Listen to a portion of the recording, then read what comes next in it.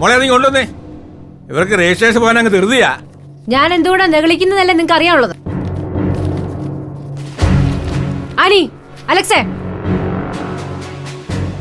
നിങ്ങളുടെ പേരിൽ ഇത് തീരെഴുതാൻ പറ്റുമോ എന്ന് ഇത് വായിച്ചു നോക്കിയിട്ട് അങ്ങ് തീരുമാനിച്ചാൽ മതി.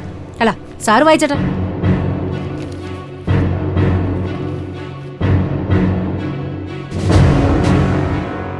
കോടതി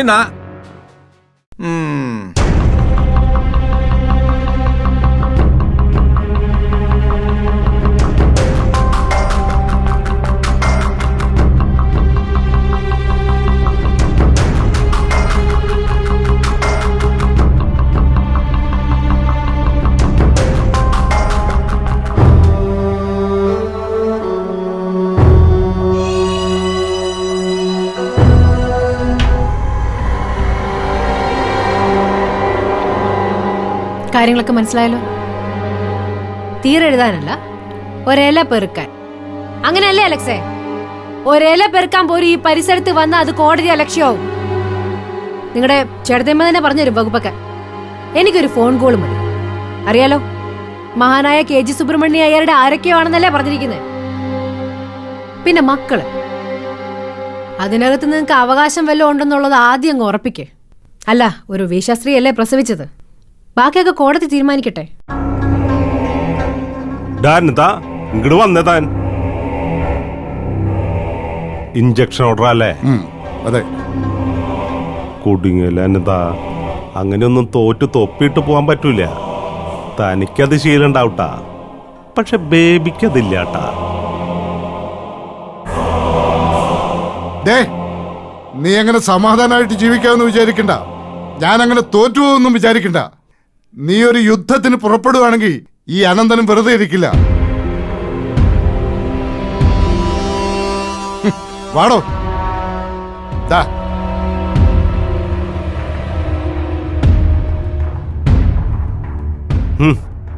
എനിക്കങ്ങനെ വെറുതെ ഇരിക്കാൻ പറ്റില്ലാട്ടാ.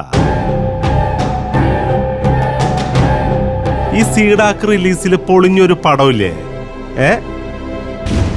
പിന്നെ ആ CFSL അതെവിടെയാണ് ഇപ്പൊ റിലീസ് ചെയ്യേണ്ടതെന്ന് ചോദിച്ചിട്ടല്ലേ നീ ഇപ്പൊ നടക്കണത്. അതിന്റെ പെട്ടി പോലെ അവിടെ എത്തില്ലാട്ടാ. ഈ പന്തളം ബേബിയാ പറയണേ. അനന്തരഫലം നീ ഇപ്പൊ കാണിച്ചതിന്റെ അല്ലാട്ടാ, ഇതിന്റെ പഴയതിന്റെ. എന്റെ ആദ്യ പടമില്ലേ, ആ ജൂനിയർ ആർട്ടിസ്റ്റ് ആയിട്ട് നീ വന്നത്,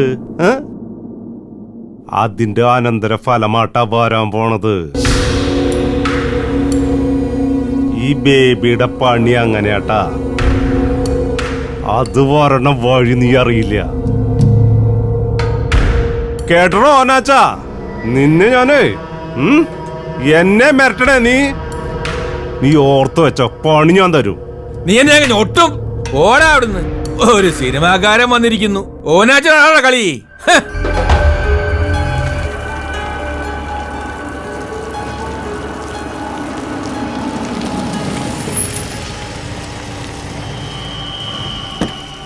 ഡി, നീ എവിടെ തെണ്ടാൻ പോയിട്ട് വരിക? തെണ്ടാനോ? തെണ്ടാൻ പോകുന്നത് ഞാനല്ല, ഇവിടെയുള്ളവരാ. അതെനിക്ക് മനസ്സിലായി.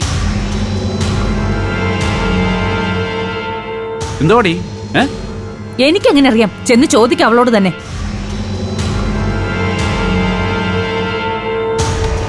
ഋഷി വന്നോ? നീ ഒന്ന് വന്നേ. എവിടെ ആയിരുന്നു ഇത്ര നേരം? ഞാൻ ചോദിക്കുന്നില്ല, എനിക്ക് ആ ബോധറേഷനും ഇല്ല. നിന്റെ പപ്പയും മമ്മി ഇവിടെ വട്ടുപിടിച്ച് നടക്കുന്നുണ്ട്. എവിടെ പോയാൽ അറ്റ്ലീസ്റ്റ് അവരോട് പറഞ്ഞിട്ടെങ്കിലും പോയായിരുന്നു. നീങ്ങ് വാ. എന്തിന്? ഞാൻ ദാ ഇവിടെ കുറച്ച് ജോലിയില്ല. ജോലിയൊക്കെ പിന്നെ വരാൻ പറഞ്ഞാ വാ. ഇങ്ങോട്ട് വരാൻ.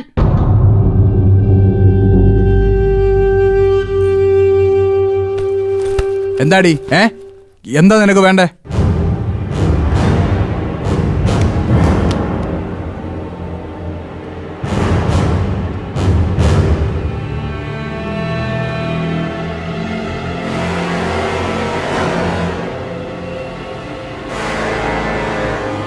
ഷാപ്പൈസ് എന്ത് ലുക്കാടി ഇത്? പുതിയ ഇമേജസ് വല്ലതും തെളിഞ്ഞെളിഞ്ഞ് വരുന്നുണ്ടോ നിനക്ക്? ഇല്ല ഋഷി, ഞാൻ നിന്റെ IQ ലെവലിനെ കുറിച്ച് ആലോചിക്കുമായിരുന്നു. നീ ക്ലാസ്സിൽ കയറാറില്ല, ഒരു കമ്പൈൻ സ്റ്റഡിക്ക് വന്നിട്ടുമില്ല. എപ്പോഴും പഠിച്ചുകൊണ്ടിരിക്കുന്ന ഞങ്ങളെപ്പോലെ ചില അപ്പാവികളോട് പുച്ഛോ. എന്നിട്ട് മാർക്ക് വരുമ്പോഴോ 90, 93, 95%. അന്നു മുതലുള്ള ഡൗട്ടാ ഇതെങ്ങനെ സംഭവിക്കുന്നു എന്നുള്ളത്. What's a magic behind this? ഒന്ന് ഗൂഗിൾ ചെയ്യായിരുന്നില്ലേ? കുറെ നോക്കിയതാ, ബട്ട് നോ റിസൾട്ട്. പക്ഷെ ഇന്ന് എനിക്ക് ആ മിറാക്കിൾ മനസ്സിലായി. KGS പറഞ്ഞു തന്നു.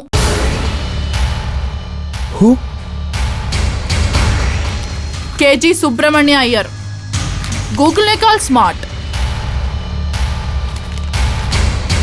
ദാ നോക്ക്. നീ എന്താ അവിടെ പോയത്? പോയി. എടി നീ ആരോട് വെച്ചിട്ടാടി അങ്ങോട്ട് പോയത്? എന്നെ തൊട്ടു പോകരുത് ഋഷി. ഋഷി മാറി നിൽക്ക അങ്ങോട്ട്. തൊട്ടു പോകരുത് പ്ലീസ്. നിന്നെ തൊട്ട് എന്താടി കുഴപ്പം? തൊടണ്ട. ദൈവത്തെ ഓർത്ത് എന്റെ ലൈഫിൽ നിന്ന് പോയി തരാമോ പ്ലീസ്? ഭർത്താവേ മാർലിസ് തട്ടിപ്പ് കേസിൽ ജയിലിൽ കിടക്കുന്ന നാട്ടുകാരെ കൊണ്ട് പറയിപ്പിക്കല്ലേ. എന്റെ പപ്പയുടെ പണമായിരുന്നില്ലേ നിന്റെ എയിം? അത് നിനക്ക് കിട്ടിയോ? ഇനിയുള്ളതെല്ലാം എടുത്തോ. എന്നെ ഒന്ന് സ്പെയർ ചെയ്ത് തന്നാൽ മാത്രം മതി. വേറെ ലവോ അഫെക്ഷനോ ഒന്നും നിനക്കിനോടില്ലെന്ന് നീ തന്നെ പറഞ്ഞിട്ടില്ലേ? എന്നെ ഒന്ന് വിട്ടേക്ക് പ്ലീസ്. എന്നെ ദൈവത്തെ ഓർത്ത് വിട്ടേക്ക്. ദാ നിന്റെ മാർക്ക് ലിസ്റ്റ്. ദാ ഇതും കൂടി വെച്ചോ, വെഡിങ് റിംഗ്. ഋഷി, ഋഷി,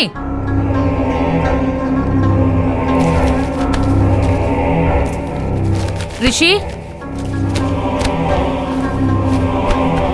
ഋഷി, വാതിലൊന്ന് തുറന്നേ. ഋഷി,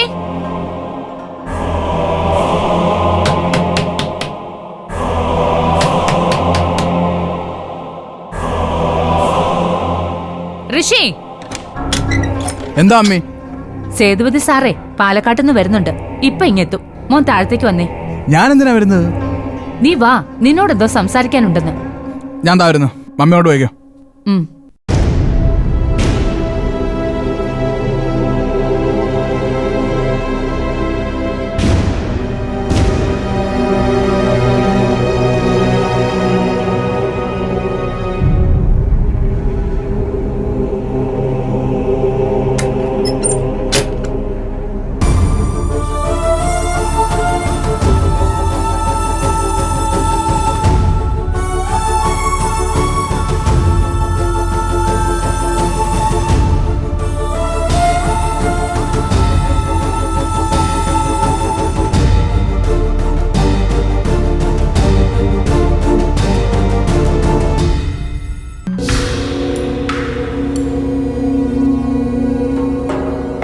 നമസ്കാരം. പണ്ട് ബൈപ്പാസ് റോഡ് പണി നടക്കുന്ന സമയത്താണ് ഞാനിങ്ങോട്ട് വന്നത്. ഇപ്പൊ റോഡൊക്കെ മാറിയല്ലോ. സിംഗപ്പൂരിലൊക്കെ ചെന്ന് ഇറങ്ങിയ പോലെയായി. വിഴിഞ്ഞം പദ്ധതിയൊക്കെ വന്നില്ലേ സാറേ? മൊത്തത്തിൽ അങ്ങ് വളർച്ചയാ. ആ വളർച്ചയൊക്കെ ഞാൻ അറിയുന്നുണ്ട്. ഈ വളഞ്ഞ വഴി വളർന്നു വലുതായാൽ അതൊരു വട്ടമായിട്ട് തീരും. പിന്നെ അത് പൂജ്യമാകും. അതല്ലേ ഇപ്പോഴത്തെ അവസ്ഥ. ആ സാറ് വന്നാട്ടെ. നാണക്കേട്. ഇനി എന്തിനാ ഇങ്ങനെ ജീവിക്കുന്നത്? ചത്ത കളയുന്ന നല്ലത്. എടി ഞാൻ പറയുന്നത് നീ ഒന്ന് കേക്ക്. നീ വളരെണ്ണം എടുത്തോണ്ട് വാ. സുന്ദരേശൻ അഡ്വാൻസ് കൊടുത്താ ഇന്ന് തന്നെ നമുക്ക് മാറാം. അതിപ്പോ തിരിച്ചു മേടിച്ച അബദ്ധമായിപ്പോയി. ഇനിയിപ്പോ ചെന്നാ കിട്ടുമെന്ന് ആർക്കറിയാം. നീ പോയി വളയും എടുത്തോണ്ട് വാ. വളയും മാലയും വിറ്റ് വീടൊന്നും മാറി താമസിക്കേണ്ട കാര്യം നമുക്കില്ല. പിന്നെന്തു ചെയ്യൂടി? ചേച്ചിയും കൊച്ചാപ്പനും കൂടെ നമ്മൾ രണ്ടുപേരും അങ്ങനെ തീയിട്ട് കൊല്ലട്ടെ. അല്ലാതെ ഇവിടുന്ന് ഇറങ്ങത്തില്ല. എടി കോടതി വിധി മേടിച്ചു വെച്ചിരിക്കുവല്ലേ അവര്. ഇറക്കി വിടുന്നതിന് മുമ്പ് പോകുന്നതല്ലേ നമുക്ക് നല്ലത്. അങ്ങനെ ഇറങ്ങി പോകേണ്ട കാര്യമില്ലെന്നാ ബേബിച്ചായൻ പറഞ്ഞത്.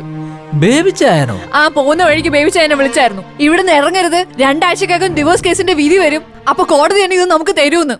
എടി കോടതി തരൂന്ന് നമുക്ക്. എന്തുവാടാ അവിടെ ബഹളം? കുറെ നേരമായല്ലോ മുറിക്കകത്ത് കഥ അടച്ചോണ്ടിരിക്കുന്നു.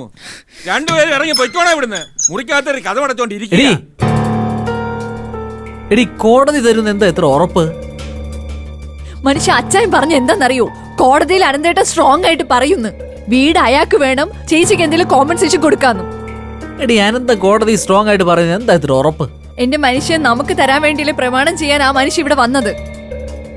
ചേച്ചി വന്നില്ലായിരുന്നേ അത് നമ്മുടെ കയ്യിൽ ഇരിക്കില്ലായിരുന്നോ? അതാ പറഞ്ഞത്, അനന്തേട്ട കോടതിയിൽ നമുക്ക് വേണ്ടി സ്ട്രോങ് ആയിട്ട് പറയുന്നു. അങ്ങനാണെ പിന്നെ ഇറങ്ങണ്ടല്ലേ? ആ ഇറങ്ങണ്ട. പക്ഷെ ചേച്ചിയുടെയും കൊച്ചാപ്പന്റെ മുമ്പിൽ എങ്ങനെ പോവും? ശരിയടി, ആകെപ്പാടെ മാനക്കേടായി. ആ കൊച്ചാപ്പ പുറത്ത് കിടന്ന് തുള്ളുന്നുണ്ടല്ലോ. നമ്മളിപ്പോ ഇവിടുന്ന് ഇറക്കിവിടുമെന്ന് പറഞ്ഞിരിക്കുക. ഞാനൊരു കാര്യം ചെയ്യാം, ചേച്ചിയുടെ മുന്നിൽ ഒരു അടവെടുക്കാം. അതെന്തോടി? ആസിഡ് എടുത്ത് കുടിച്ചേ ചാവാൻ പോവാണെന്ന് കാണിക്കാം. അപ്പൊ ചേച്ചി എന്തായാലും ഇടപെടുവേ, ഇവിടെ നിൽക്കാനും പറയും. അത് ശരിയാ, അത് നല്ലൊരു ഐഡിയ. ചെല്ല്, ഞാൻ നിന്റെ പുറകെ വരാം. ചെല്ല്, ചെല്ലടി.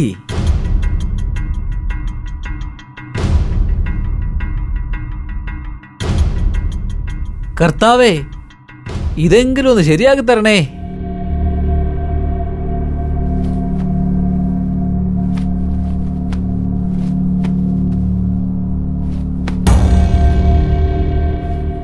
എനിക്ക് ജീവിക്കണ്ട, ഞാൻ ഈ വീട്ടിൽ ഇനി കഴിയത്തില്ല, ഞാൻ ചാവും.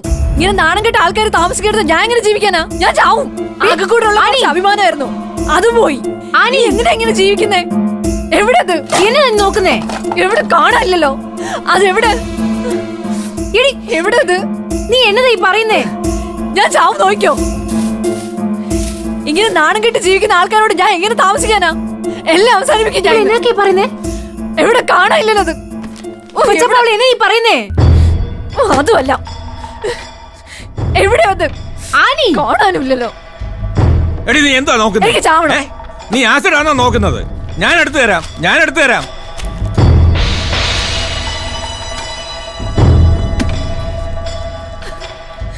എടി എന്നാ വെള്ളം ചേർക്കാത്ത കുടിച്ചോ. വെള്ളം ഒഴിക്കാത്ത നല്ല ആസിഡാ, ഉരുകി അങ്ങ് പൊയ്ക്കോളൂ. കുടിക്കടി. ബാക്കിയുള്ളതേ ആ ഡബിന്റെ അണ്ണാക്കിലോട്ട് അങ്ങ് ഒഴിച്ചുകൂടെ. പക്ഷേ ആ പൊടിക്കൊച്ചിനെങ്കിൽ തന്നേക്കണം, ഞങ്ങൾ വളർത്തിക്കോളാം. ഞാൻ കെട്ടിയനെ വിളിച്ചേ അങ്ങ് താഴെ അറ്റത്ത്, ആ പറമ്പിന്റെ അങ്ങേ അറ്റത്ത്, താഴെ അറ്റത്ത് വരുന്നു കുടിച്ചു. എന്നാ കുടിക്കടി. എന്നാ കുടിക്കേ. എന്തേ വേണ്ടേ? ബാക്കി എന്താ വന്നാലും ഞാൻ നോക്കിയോളാം. എന്നാ പിടിക്കടി. എന്നാ പോടി. കൊച്ചപ്പ നിർത്ത്. കൊച്ചപ്പ നാടി പിടിക്കടി. അയ്യോ വയ്യേ, എനിക്ക് ജീവിക്കണ്ടേ. എങ്ങനെ ജീവിക്കാനാ? നാട് മുഴുവൻ ആണുങ്ങളോട് പുറത്തോട്ട് കോടതി വിധി കൊണ്ട് വന്നേക്കുന്നു. എനിക്കിനി ജീവിക്കണ്ട. എന്റെ കർത്താവ്, ഇനി ജീവിക്കില്ല. ഞാൻ പോവോ, ഞാൻ ചാവും. നോക്കോ, ഞാൻ പോവും.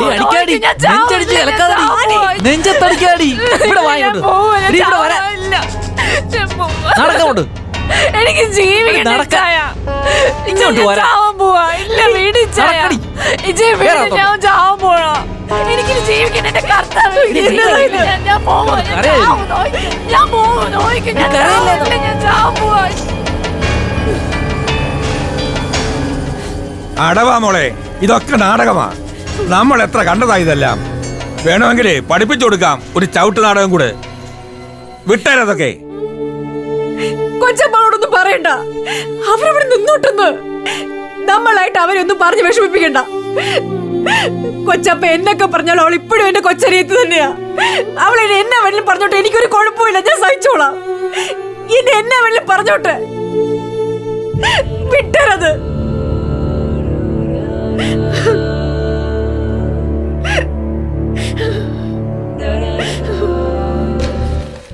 ഇത്രയും വലിയ ഇഷ്യൂ ആയ മരട് ഫ്ലാറ്റ് കേസും തുടങ്ങിയത് ഇങ്ങനെയൊക്കെയാ.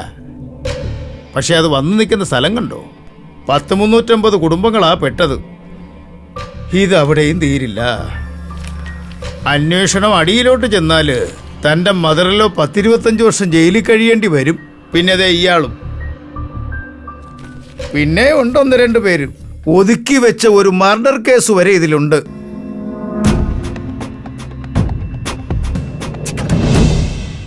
ആണോ അമ്മേ? പറ, ആരൊക്കെ ഇതിന്റെ പുറകില്? ആരെയാ കൊന്നത്? ഞാൻ ആരെയും കൊന്നിട്ടൊന്നുമില്ല. പിന്നെ ചെയ്യിച്ചാണോ? എനിക്കതൊന്നും അറിയില്ല. ഓരോരുത്തർ ഓരോന്നായിട്ട് ചെയ്യിച്ചതാ. ഈ വക്കീലിന് എല്ലാ കാര്യങ്ങളും അറിയാം. പപ്പ ഒന്ന് പറ പപ്പ, എന്താ കാര്യം? ആരെയാ കൊന്നത് നിങ്ങള്? എന്റെ പൊന്നു മോനെ, എന്നോടൊന്നും ചോദിക്കരുത്. ഇനി എനിക്ക് അകത്ത് കിടക്കാൻ വയ്യ. വക്കീൽ സാറ് പറഞ്ഞതുപോലെ നീ എന്താന്ന് വെച്ചാ ചെയ്. വക്കീലെ, ആളുടെ മർഡറിന്റെ കാര്യോ? അതേ, ഒരു വിൻസെന്റ്.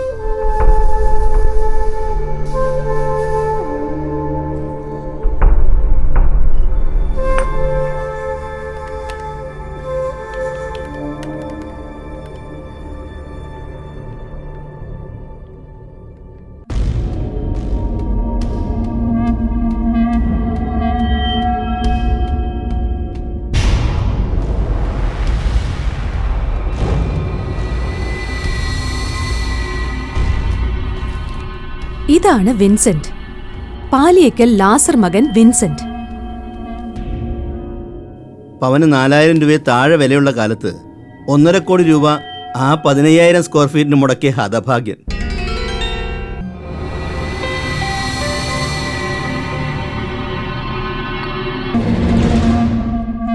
അപ്പോ ഈ സ്ത്രീയെ അറ്റാക്ക് ചെയ്യുന്നുള്ള കേസ് ക്രിയേറ്റ് ചെയ്തതാണല്ലേ? യെസ്. അപ്പോൾ ആരായിരുന്നു ആ സ്ത്രീ? അതൊന്നും ആർക്കും അറിയില്ല മോനെ.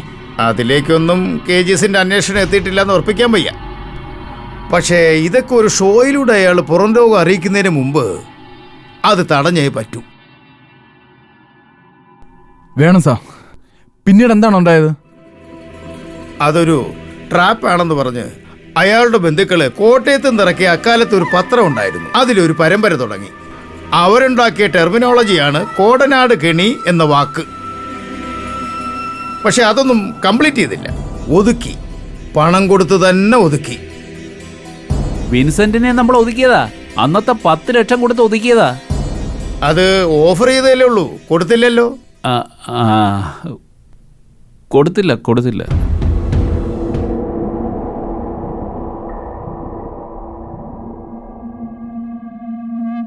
ഋഷി ഇങ്ങ് വന്നേ. ഞാൻ ചോദിച്ചു, എനിക്ക് ആൻസർ തന്നില്ല. എനിക്കിപ്പോ ആൻസർ വേണം.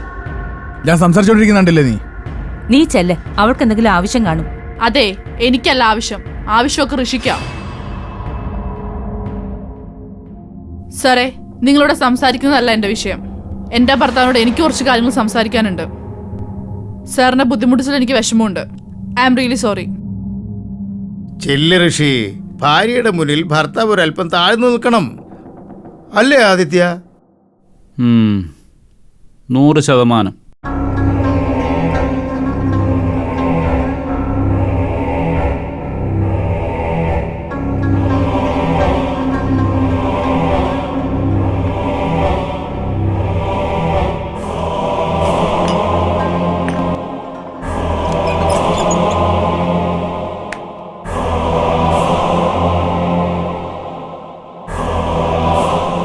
എന്താടി, എന്താ നിനക്ക് വേണ്ടത്? ആ വാതിലടയ്ക്ക്.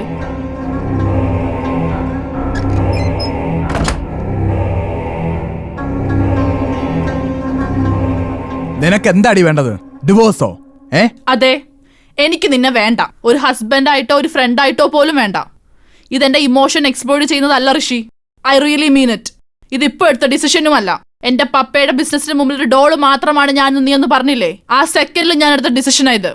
ഇതും കൂടി ആയപ്പോ കംപ്ലീറ്റ് ആയി. ഓ, അപ്പൊ നീ സീരിയസ് ആണല്ലേ? 100%. നീ ഇത് എന്ന് പറഞ്ഞാലേ ഇപ്പൊ നിന്റെ പപ്പയുടെ മമ്മിയുടെ മുഖത്തുണ്ടാകുന്ന റിയാക്ഷൻ എന്താണെന്നറിയോ? എനിക്കറിയാം ഋഷി. എനിക്ക് നിന്നെ വേണ്ടെന്ന് പറഞ്ഞാലും അവർക്ക് നിന്നെ വേണം. നിനക്ക് അവരെയും വേണം. അതിലൊന്നും ഞാൻ ഇൻവോൾവ് ചെയ്യില്ല. നിങ്ങൾ ആ റിലേഷൻ കണ്ടിന്യൂ ചെയ്തോ. എനിക്ക് അതിലൊരു ഡിസപ്പോയിന്റ്മെന്റും ഇല്ല. പിന്നെ നിന്റെ മാർക്ക് ലിസ്റ്റിന്റെ കേസോ നീ എന്നെ പ്രേമിച്ചത് എന്റെ പപ്പയുടെ പണം കണ്ടിട്ടാണെന്നൊന്നും ഞാൻ അവരോട് പറയില്ല. എന്റെ ലൈഫ് ഒന്ന് ഫ്രീ ആക്കി തന്നാൽ മാത്രം മതി.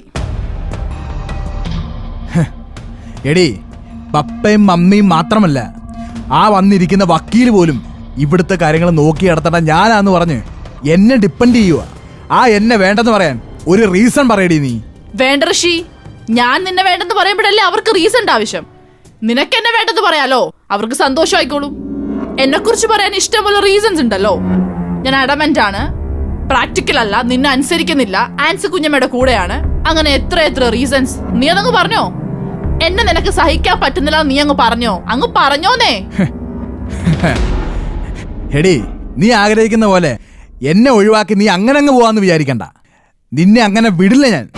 നിന്നെയും കൊണ്ടേ പോവൂ ഈ ജീവിതാവസാനം വരെ. എന്റെ ഭാര്യയുടെ സ്ഥാനത്ത് നിന്നെ വേണം എനിക്ക്. വേണം, നിനക്ക് വേണം, എനിക്കതറിയാം. നിന്റെ ഭാര്യയുടെ സ്ഥാനത്ത് ഒരു പെണ്ണിനെ കൊണ്ടു നടന്ന് നിന്റെ ആവശ്യങ്ങൾ സാധിച്ചെടുക്കാൻ നിനക്കൊരു പെണ്ണിനെ വേണം. താലിയിട്ടൊരു പെണ്ണ്. അങ്ങനെ ഒരു ഭാര്യയായി കൊണ്ടുനടക്കാൻ ഞാൻ സമ്മതിക്കില്ല ഋഷി. എന്നെ കൊണ്ടുപോയി മറ്റുള്ളവർക്ക് കാഴ്ചവെക്കാൻ ഞാൻ നിന്ന് തരില്ല ഋഷി.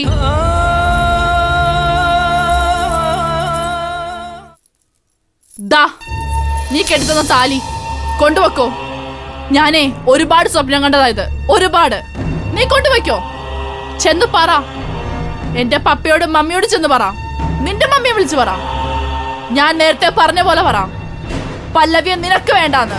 അവള് പിഴയെന്ന് വിളിച്ചു പറയ, എന്നിട്ട് പറഞ്ഞ് മനസ്സിലാക്ക്. ചെല്ല്. എന്നാ നീ എന്ന് പറ, നിന്റെ തന്തയുടെ നല്ലടുത്ത് നീ എന്ന് പറ. ഋഷിയെ നിനക്ക് വേണ്ടെന്ന്, ഡിവോഴ്സ് ചെയ്യുവാന്ന്, ഒഴിവാക്കുവാന്നൂടെ പറ. പറ. ഞാനത് പറയില്ല. എനിക്ക് എന്റെ മമ്മിയെടുത്തും പപ്പയെടുത്തും അത് പറയാൻ പറ്റില്ല. കാരണം നിനക്ക് വേണ്ടി ഞാൻ അവരുടെ അടുത്ത് അത്രയും കെഞ്ചിയതാ. നിന്നെ ഞാൻ പിടിച്ചു വാങ്ങിച്ചതാ, അറിയോ നിനക്ക്? നിന്നെ വേണ്ടാന്ന് എനിക്ക് അവരോട് പറയാൻ പറ്റില്ല. അതുകൊണ്ട് നീ തന്നെ പറയണം നിന്നെ എനിക്ക് വേണ്ടാന്ന്. ഇല്ലെങ്കിൽ നീ ഇപ്പൊ ഇവിടെ ഒളിപ്പിച്ചു വെച്ചേക്കുന്നില്ലേ ആ മാർക്ക് ലിസ്റ്റ്, അതെടുത്ത് ഞാൻ കാണിക്കും അവരെ.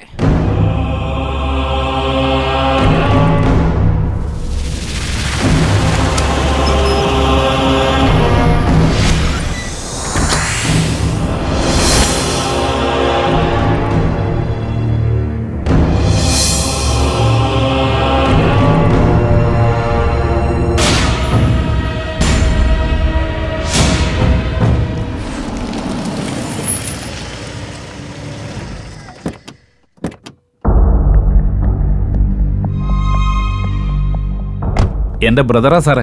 ഓ അത് ശരി. ആൻസി വർഗീസിന്റെ ഹസ്ബൻഡ്. ഓ ഓ സിനിമാക്കാരൻ. ആ അതെ. ആ അലക്സേ, ഞാൻ നിന്നെ അങ്ങോട്ട് വിളിച്ചേക്കാം, നീ ആ ഫോൺ അങ്ങോട്ട് വെച്ചേ. മോനെ, ഇത് നമ്മുടെ പഴയ വക്കീല സേതുപതി നാരായണൻ സാറ്. ഓ നമസ്കാരം. നമസ്കാരം. ന്യൂസിലും മീഡിയയിലും ഒക്കെ കാണാറുണ്ട്.